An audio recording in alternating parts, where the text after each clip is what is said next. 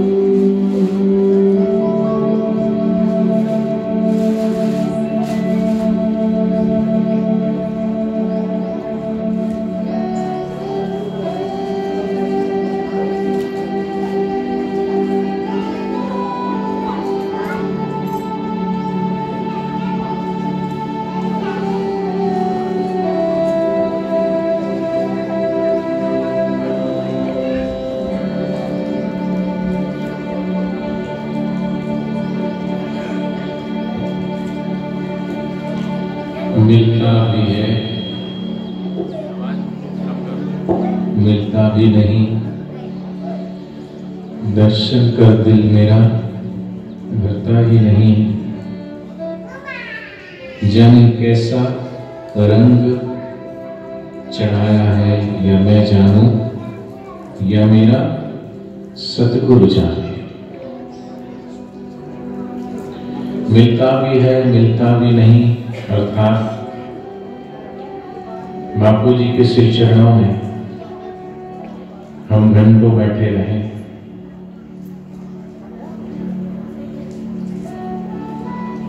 जैसे पूज्य बापू जी आश्रम में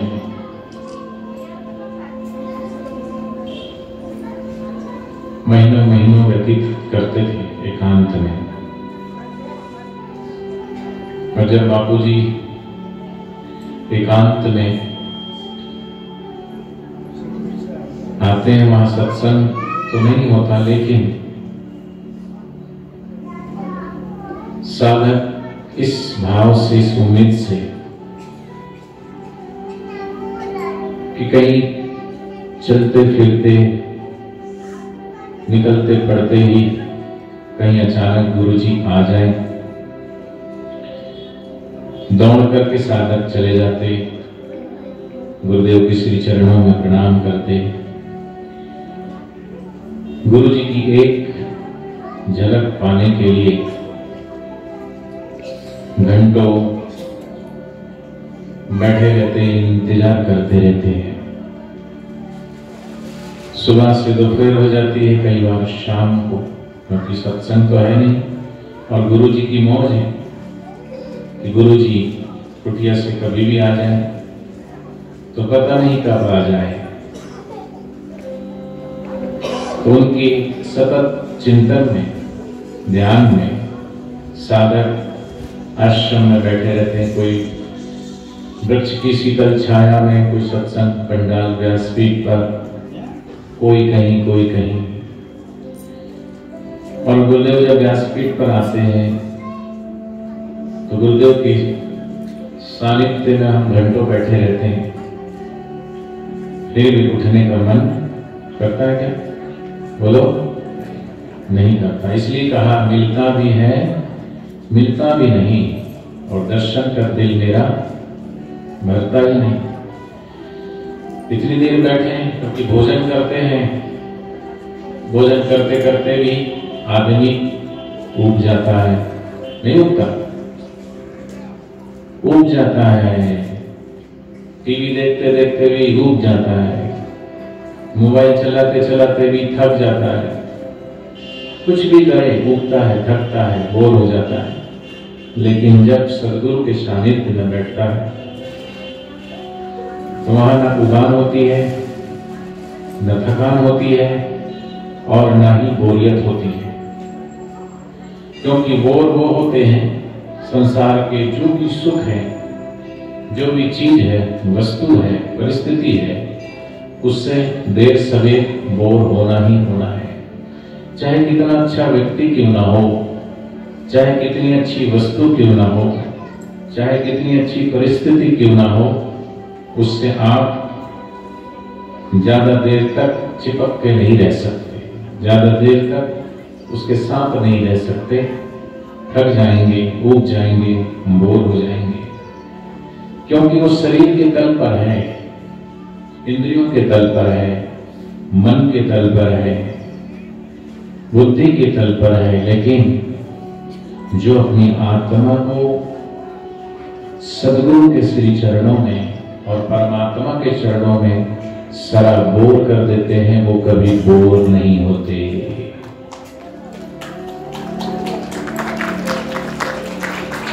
वो बोर नहीं होते, चाहे 6 घंटे बीत जाए, 7 घंटे, तो जो अपनी आत्मा को सराबोर करे हुए हैं, ऐसे महापुरुषों के श्री चरणों में अगर हम बैठते हैं तो हम बोर नहीं होते, बल्कि सराबोर हो जाते हैं। और इसलिए कहा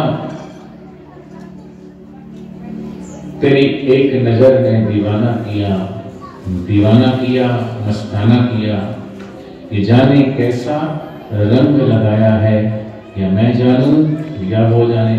ये तो सिर्फ साधक ही जान सकते हैं, समझ सकते हैं कि गुरु दर्शन से क्या होता है, गुरु के पास आने से क्या मिलता है।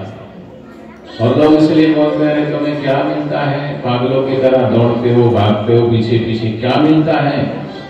निगुरा तो आश्चर्यचकित होकर के देखता है, सोचता है, फिर भी उसके समझ में नहीं आता है। लेकिन साधक उस निगुरे से कहता है कि जिनकी आंखों से नूर मिलता है, जिनके दर्शन करके सुरूर मिलता है, आ जाता है सच्चे दिल से मेरे बापू के दरबार, उसे इस दरबार से कुछ न कुछ जरूर मिलता है। और क्या मिलता है वो बता भी नहीं सकते, कि बता सकते हैं बातें बहुत सुना सकते हैं, ज्ञान भी बता सकते हैं, बातें बहुत सुना सकते हैं, ज्ञान भी, लेकिन मिला है इस दिल को कुछ ऐसा जो हम दिखा नहीं सकते। गूंगे का गुण है।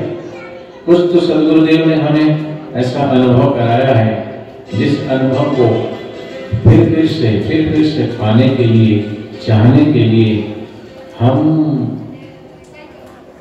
पीछे दौड़ते हैं। और क्यों दौड़ते हैं? नदी क्यों दौड़ती है सागर की तरफ? क्योंकि उसका मूल उद्गम स्थान सागर ही है। दीप की लौ ऊपर की तरफ क्यों उठती है? क्योंकि उसका उद्गम स्थान अग्नि तत्व सूर्य ही है। ऐसे अंश हमेशा अंश की तरफ बहता है। ऐसे जीवात्मा का स्वभाव परमात्मा का स्वभाव है। इसलिए यहाँ सब चीज और वस्तुओं से, परिस्थितियों से व्यक्ति थक जाता है, डूब जाता है, लेकिन ऐसे आत्म तत्व को पाए हुए महापुरुषों की वाणी सुनने से, उनके दर्शन करने से हमें अपने आत्मबोध की स्मृति आती है और हमें कहीं ना कहीं हमारा स्वभाव और उनका स्वभाव जो है मेल खाता है। और इसलिए सजातीय वस्तु जैसे अपने तरफ एक दूसरे को खींचती है, ऐसी ब्रह्मज्ञानी महापुरुष भी हमें अपनी तरफ आकर्षित करते हैं, हमें अपनी तरफ खींचते हैं और हम खींचे चले आते हैं कि हमारी मांग भी वही है। कौन सी? कि नजरों से वो निहाल हो जाते हैं जो ब्रह्मज्ञानी सदगुरु की नजर में आ जाते हैं। ब्रह्मज्ञानी सदगुरु की नजर में जो चीज आ जाए, वस्तु आ जाए, व्यक्ति आ जाए, पेड़ आ जाए, पौधे आ जाए, पत्थर भी आ जाए, कालांतर में वो भी मुक्ति को प्राप्त हो ही जाएंगे। इसलिए कहा है ब्रह्मज्ञानी की दृष्टि अमृतवर्षी। और महापुरुषों ने तो ये भी कहा है कि शेर की दाढ़ में आया हुआ शिकार बच सकता है कि नहीं बच सकता, इसमें तो कोई संदेह कर सकता है, लेकिन पूर्ण ब्रह्मज्ञानी सदगुरु की नजरों में आया हुआ साधक कर सकता है, इसमें कोई संदेह नहीं कर सकता।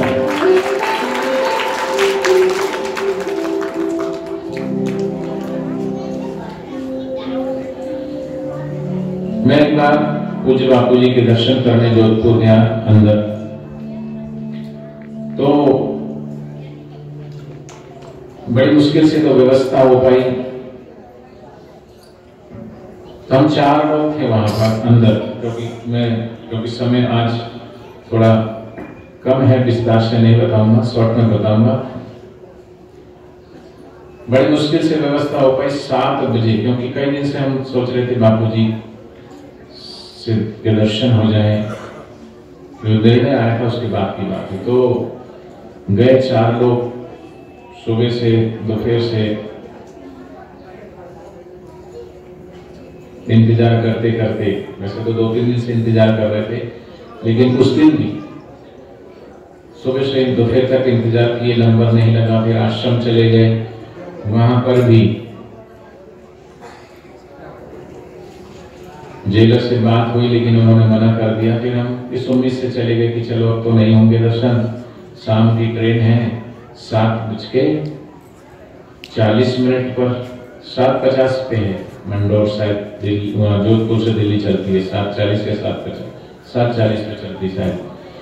तो हम लोग इस उम्मीद से आश्रम गए, सामान पैक कर लिए। फिर वहां पर एक भाई वहां के जेलर से बात कर रहे थे कि आज दर्शन की व्यवस्था हो सकती है, तो उन्होंने कहा चलो हम कोशिश करते हैं। तो मैंने उससे कहा मुझे भी ले चलिएगा, तो वो तैयार हो गए। जेलर से बात हुई, तो बस प्रार्थना कर रहे थे कि बस वो हाँ कर दे और गुरु जी के दर्शन हो जाए, बातचीत हो जाए।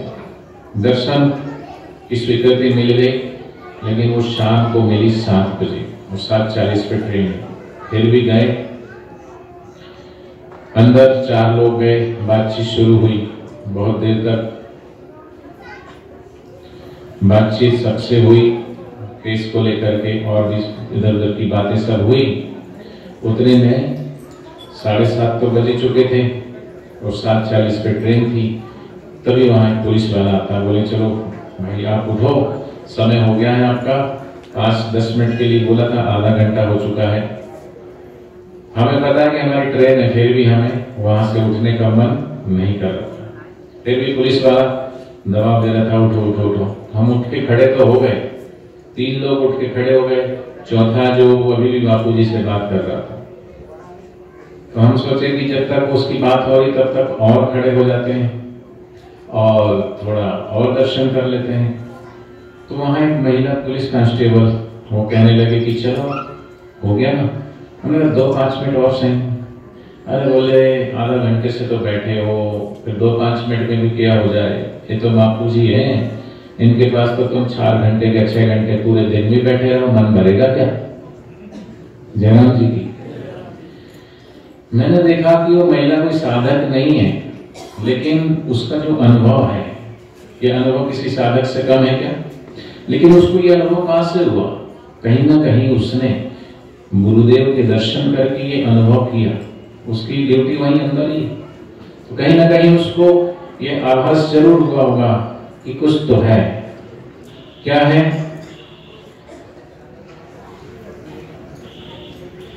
क्या है कुछ?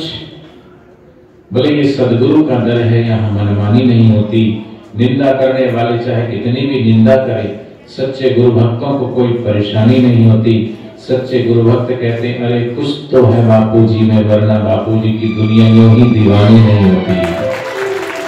कुछ तो है, उसको लगता है कुछ तो है, लेकिन साधकों को लगता है कुछ नहीं, बहुत कुछ है। क्या बहुत कुछ है? फिर चलो हम थोड़ा सा और पीछे आ गए, तो वहां एक और गनमैन जो पुलिस वाला बापूजी के साथ चलता है, वो बोलता है, बोले बापूजी तो बापूजी हैं। हमने कहा कैसे? बापूजी बोले सुपर कंप्यूटर है। हमने कहा सुपर कंप्यूटर? तो उसकी अपनी एक भाषा थी, वो कुछ समझाना चाहता था, कहना चाह रहा था, लेकिन अपने दृष्टिकोण से उसने अनुमान लगा ली कि सुपर कंप्यूटर माने ये कंप्यूटर का प्रोग्रामिंग तो हम ही भरते हैं और हम ही चलाते हैं, जयराम जी की।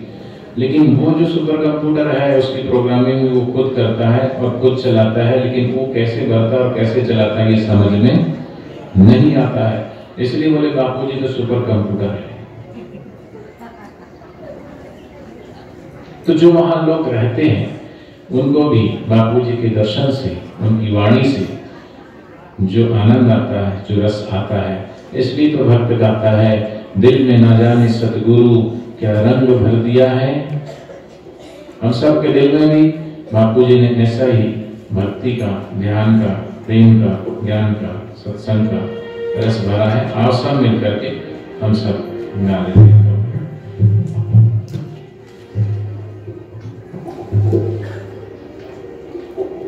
मंजीरा वाला नहीं है, मंजीरा वाला माइक में बैठना ना, मंजीरा लेके।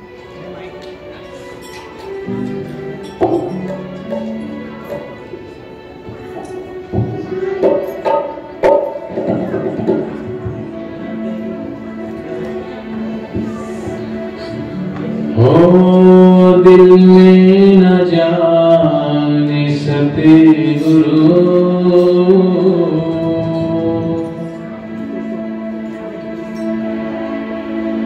क्या रंग भर दिया है, छोड़ेंगे ना हम दिल तेरा,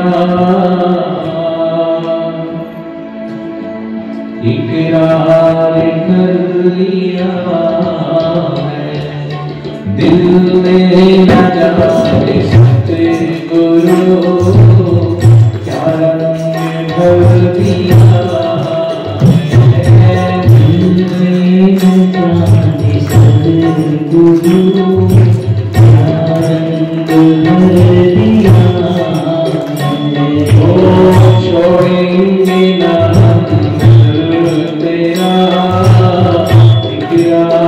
कर लिया है।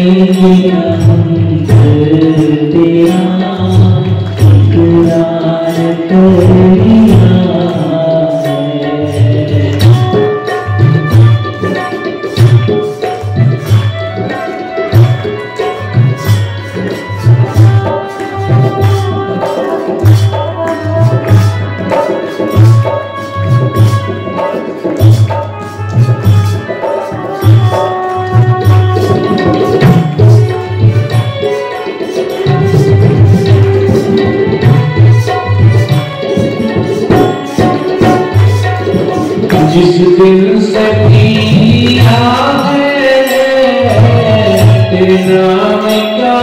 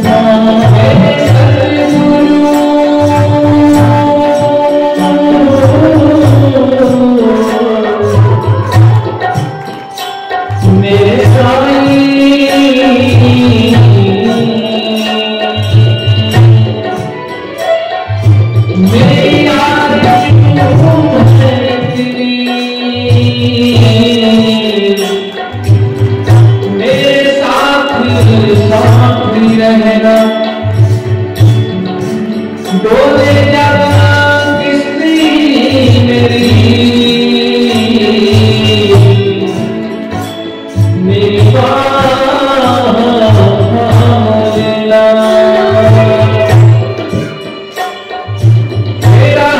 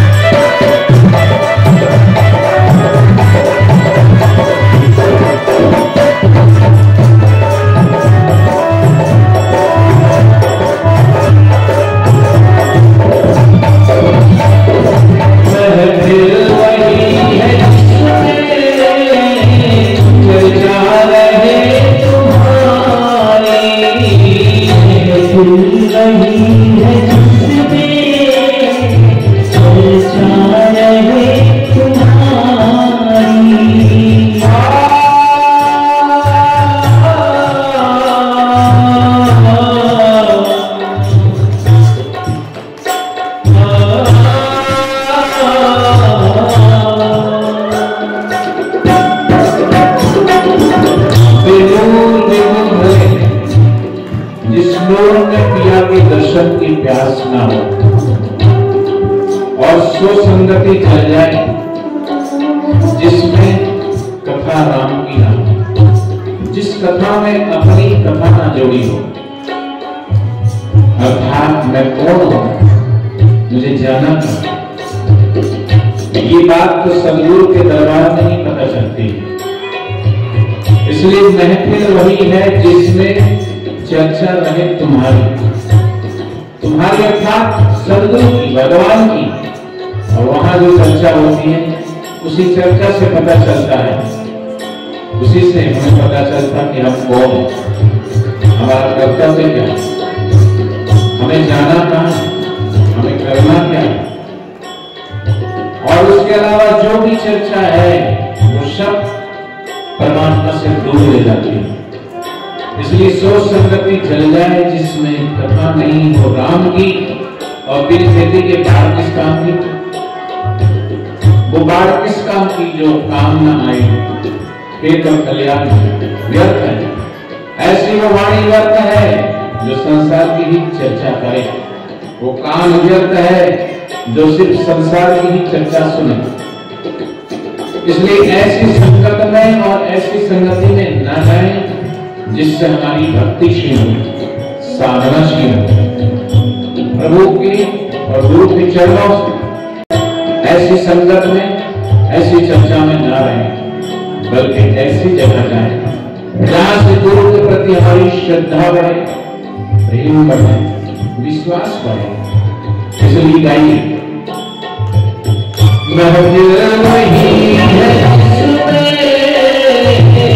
चर्चा है तुम्हारी, महफिल वही है जिसमें चर्चा है तुम्हारी, और अपना वही है जिसमें अपना वही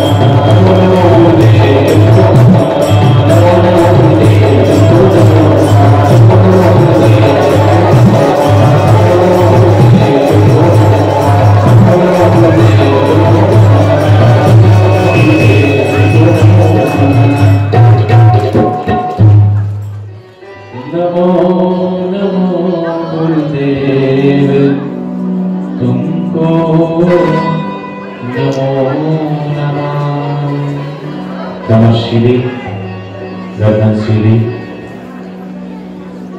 आवाज जरा सही करो, कभी बढ़ा रहे, कभी घटा रहे, कभी बिगाड़ रहे, कभी एक सी रखो। कमर सीधी, गर्दन सीधी, आंखें बंद, थोड़े शांत होके, ध्यानस्थ होके।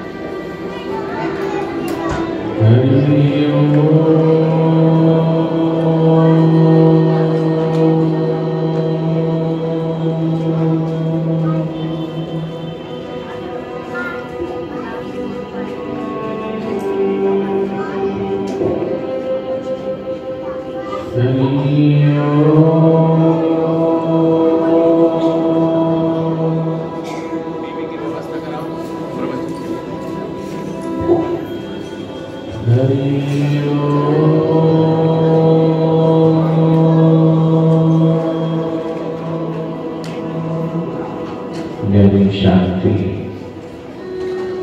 शांत होते जाए थोड़ी देर। रियो थोड़ी देर बैठ जाओ, बाद में करना, बैठ जाओ थोड़ी देर, बाद में करना,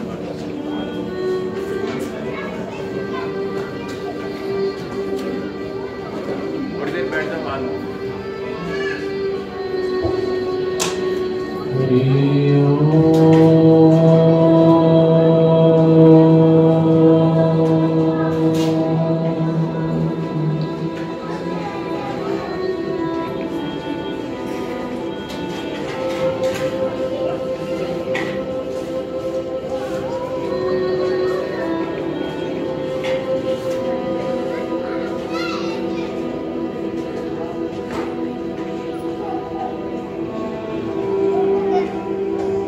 थोड़ी देर सच्चे हृदय से अपने गुरुदेव से प्रार्थना करें। गुरुदेव,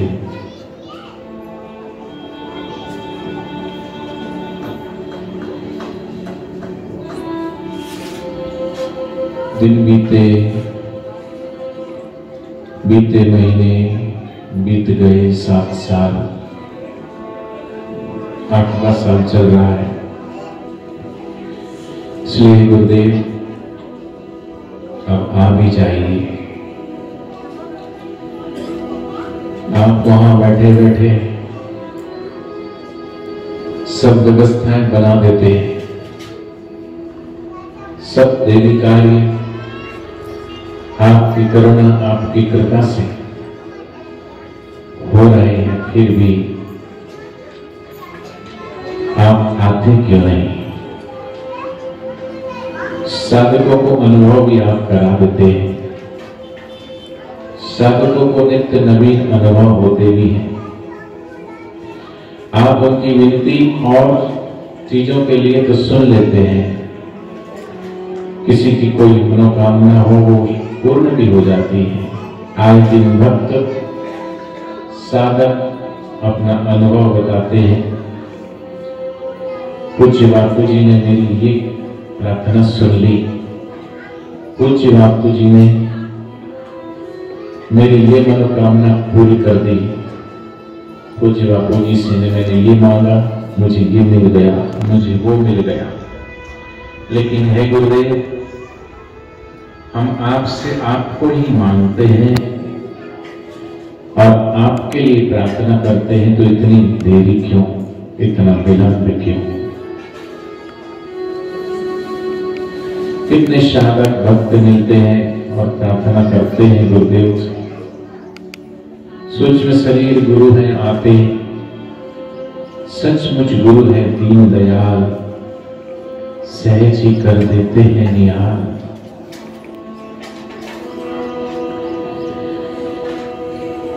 अभी धार के पास राजपुर आश्रम में सत्संग था थोड़े दिन पहले,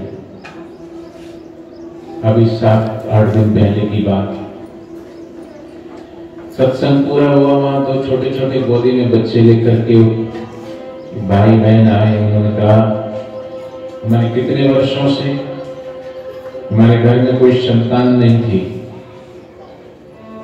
हम प्रार्थना करते थे, लोग ताने मारते थे, लेकिन हम गुरुदेव से प्रार्थना करते थे और बड़दादा के फेरे फेरते थे, बड़वासा पीपलवासा। हर आश्रम में वट वृक्ष और पीपल का वृक्ष, और उसे वृक्ष नहीं कहते, बादशाह नाम दिया गुरुदेव ने, जिसकी परिक्रमा करने से साधकों की मनोकामनाएं पूर्ण होती है, सांसारिक यही की इच्छाओं की कामना पूर्ति होती है।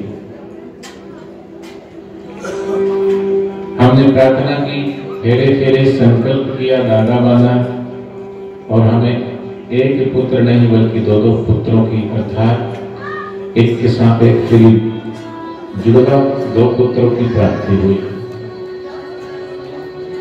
दिल्ली में अभी सत्संग था, सत्संग पूरा हुआ तो वहां पर एक साधक भाई 60 साल के बुजुर्ग आए। उन्होंने कहा कि मैं कुछ अनुभव बताना चाहता हूं। माइक उनको दिया तो वो कहने लगे कि मैंने मेरी पत्नी भी अपने श्रीमुख से बताया तो अच्छा है। और उनकी धर्मपत्नी ने ये बताया कि एक शाम को रात्रि के समय अचानक मुझे आंखों से दिखना बंद हो गया। मेरी आंखों के आप सामने अंधेरा छा गया और मुझे कुछ भी न दिखाई दे, बिल्कुल साफ दिखना बंद हो गया। मैंने अपने बेटे को कहा, अपने पति को कहा, बेटे और पति दोनों मुझे डॉक्टर के पास ले गए। चेकअप हुआ। डॉक्टर ने चेक करने के बाद बताया कि अब आप कभी भी आगे नहीं देख पाएंगी। 60 साल की उम्र उनकी आयु रही होगी माता जी की। बोले अब आप नहीं देख पाएंगी, ऑपरेशन भी नहीं हो सकता, आपकी हमेशा के लिए आंखों की रोशनी जा चुकी है। लेकिन उनको विश्वास था अपने गुरुदेव पर। करोड़बाग आश्रम में वो आए, बड़वाशा की प्रदीक्षा की, यानी तानी च पापानि जन्मांतर कृतानि च तानि सर्वाणि नश्यन्तु प्रदीक्षिणः पदे पदे। फिर करके जाने लगे तो माता जी कहने लगे एक बार व्यासपीठ पे भी ले चलो, मत्था टेक लेते। व्यासपीठ पर लाए, मत्था टिकाया, वहां से कुछ टटोलने लगी। तभी पति ने पूछा क्या बात हो? उन्होंने कहा कि मेरे को जोत जल रही होगी, उसकी जोत की थोड़ा घी या तेल जो भी हो मेरी आंखों पे लगा दो। ऐसी उसको प्रेरणा हुई। उनके पति ने जोत में से, दीवे में से तेल निकालकर उनकी आंखों में, दोनों आंखों में हल्के हाथ से थोड़ा मला लगाया। ज्यों लगाया त्यों माता जी ने बताया कि मुझे ऐसा लगा कि बापू जी की आंखों में से 2 किरणें निकली और मेरी आंखों में समा गई। ऐसा बताया नहीं, बल्कि उसी वक्त उसको माता जी को दिखाई देना शुरू हो गया। अपने अपने माता पिता की फिर अपने माता पिता को याद करो, ध्यान करो।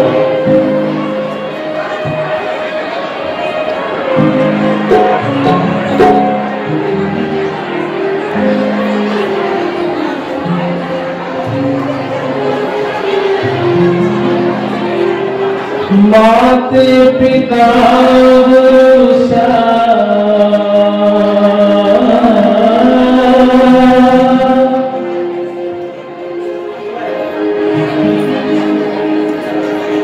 माते पिता भरोसा नहीं